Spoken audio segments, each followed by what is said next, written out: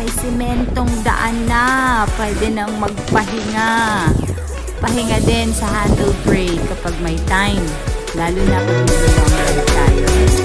Tara, sama pa kayo.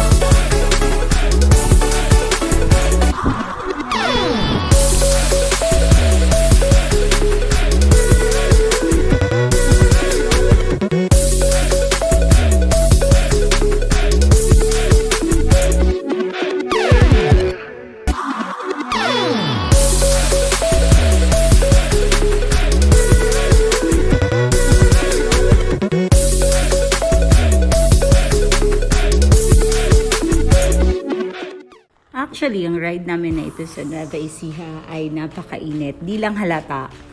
Pero hindi mo mararamdaman yung init kapag nagbabike ka dyan kasi 80% ng dinaanan namin ay may katabing ilog.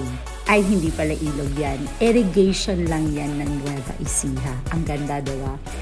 At nakakatuwa din kasi marami kang makikilala sa daan gaya niyan, mga kaibigan nating sheep, at meron din kanina mga pato.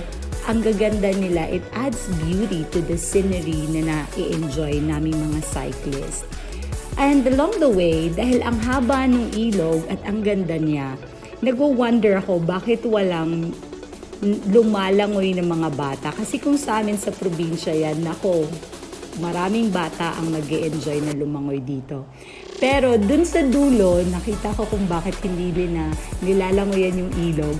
Kasi may nauna palang lumulubog doon ng mga kalabaw. So, I think alam na mga taga Nueva Ecija yun, kaya hindi nila nilalangoyan yung ilog. Pero ang laki pong tulong nito sa amin ng mga cyclists while we are riding under the heat of the sun. It gives us comfort and it gives a beautiful scenery for us to enjoy.